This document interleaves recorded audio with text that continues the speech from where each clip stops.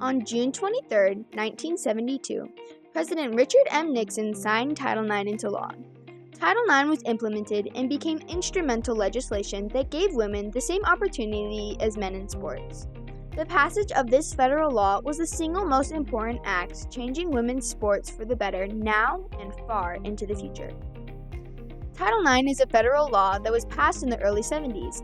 It states, "No person in the United States shall, on the basis of sex, be excluded from participation in, be denied the benefits of, or be subjected to discrimination under any education program or activity receiving federal financial assistance."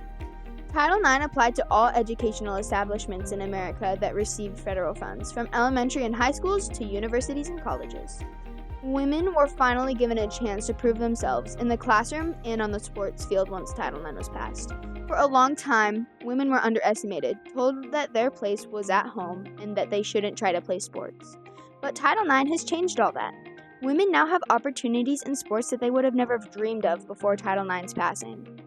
Today, we may not see as much disparity between men and women in sports, but from the first time women participated in the Olympics in 1900 to the 70s and beyond, there was a major discrepancy between the treatment of men and women in sports. The unfairness ranged from pay, athletic scholarships, use of facilities, funding, and overall view of women athletes by people in the United States. Stephanie Rempe, the athletic director of the University of Nevada, Reno, explains how Title IX continues to be relevant today. I think it plays a lot, right? Because we have 400 athletes, 17 sports, and we need to make sure that everybody is being treated equitably. And we are constantly worrying about how things impact everyone with the decisions we make, how to generate revenue, which kind of changes the dynamic of how we're dealing with different things. Funding for women's sports was a huge issue. Women were expected to be okay with little to no support from their school. In 1969, a Syracuse school board in New York had $90,000 available to spend on boys' extracurricular sports. Meanwhile, only $200 was set aside for girls to use. That means that women were provided with 0.2% of funding compared to men. Later in 1970, when the same school had to cut down the boys' budget to $87,000, women were left with no funding at all. Women athletes did not receive the same payment and winnings either. In her 1972 season, Billie Jean King received $100,000 by playing in tennis tournaments. The same year, Rod Laver won $290,000. Billie Jean King played in 3 times as many tournaments as Laver did. If Title IX had existed while Billie Jean King was in college, arguably there would have been less of a disparity between her pay and Laver's pay. Jack Short, a director of physical education in Georgia, said, "I don't think the idea is to get girls interested in interscholastic competition. I don't think the phys ed program on any level should be directed towards making an athlete a girl." This was a common mindset for many people in America at the time. Title IX also changed the treatment of women in sports by those in authority. At a parochial high school in Maryland, a girls' basketball team was playing a rival game. The game was officiated by the man who served as the athletic director of the host school. As the contest drew towards a close, the athletic director, bored and feeling that he could spend his time better elsewhere, turned to the timekeeper and, in something less than a whisper, suggested that the clock not be stopped for timeouts, that it be kept running until the game ended. Girls did not have the same rights to full playing time that boys did. Even this athletic director, who was given the responsibility of making fair play in his capacity as a referee, blatantly disrespected the female athletes in competition that day. Before Title IX, coaching for women was a major issue. Part of it had to do with the fact that no one cared enough about women athletics to be a passionate, effective coach. In addition, women had limited opportunities to learn and perfect their craft through high school and college. There was little to none fully capable and experienced women available to fully benefit other girls who wanted to play.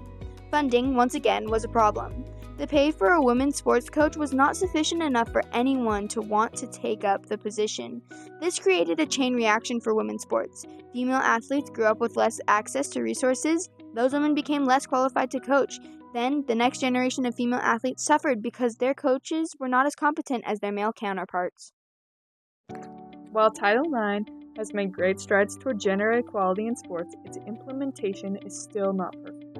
In 2021, during the NCAA March Madness tournament, Stanford's women's basketball coach Allie Kirshner posted pictures on social media of the women's weight room compared to the men's.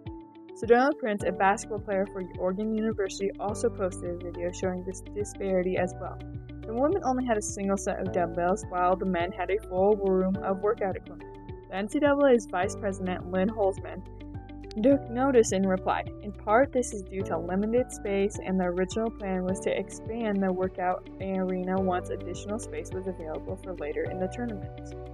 This soon was later revealed to be untrue when a Rutgers staff member posted a video showing how large the faculties actually were. The NCAA failed to live up to the responsibility it held to treat men and women equally. Looking forward, there is a lot of controversy surrounding Title IX and transgender athletes. In March 2022, Riley Gaines, an American swimmer from the University of Kentucky, tied for 5th place in the 200-meter freestyle from the NCAA championship with Leah Thomas, a transgender female. Riley soon started advocating against having transgender women as female athletes. Both sides in the situation assert that their athlete has the right to compete. Title IX plays a major part in this because collegiate sports are federally funded, and by extension, the NCAA tournament. The question today has evolved to who qualifies as male or female, the sex assigned at birth or the sex the athlete currently identifies as. On January 8, 2025, the Senate passed a bill known as the Protection of Women and Girls in Sports Act. This bill bans all females who were male at birth to participate in any female or women's sports. On February 5, 2025, President Donald Trump also signed an executive order banning the participation of transgender female athletes in women's sports. This would be an extension of Title IX, and the violation of which would limit federal funding. Stephen Rumpy also observed this about the controversy surrounding the future of Title IX. The House settlement is focused on revenue going to athletes, and the revenue is based on the amount of revenue that is generated, and the amount of revenue that is generated through college athletics is 75% on average. It is looking like most schools are going to be paying student athletes, and they're paying 75% of the revenue they are paying is going to go to football. That obviously impacts female athletes, and people are trying to navigate where Title IX fits in that. Despite its flaws, Title IX has done more for the advancement of women's sports than any other legislation in U.S. history. In 1970, women made up only 15% of college athletics, but that number has increased to 46% today. Women have the right to fair and equal funding to men in college athletics, thanks to Title IX. Title IX paved the way for women to reach athletic excellence in ways never dreamed of prior to 1972. This year, the Sports Illustrated Sportsperson of the Year and the Times Magazine Athlete of the Year were both women, Simone Biles and Caitlin Clark. Caitlin Clark's collegiate successes changed the landscape of not only women's sports, but sports broadcasting in general, increasing the women's basketball viewing record to an all-time high of 24 million views. Simone Biles was the Sports Illustrated Sportsperson of the Year. Biles is one of the most decorated gymnasts in history, with 11 Olympic medals and 30 World Championship medals. Women can no longer be ignored in sports. Without Title IX, these women would not have had access to the opportunities in college that laid the foundation for their professional sports careers. The 2024 Paris Olympics was also a big milestone for women athletes. For the first time in Olympic history, there were an equal number of men and women competing in an Olympic game.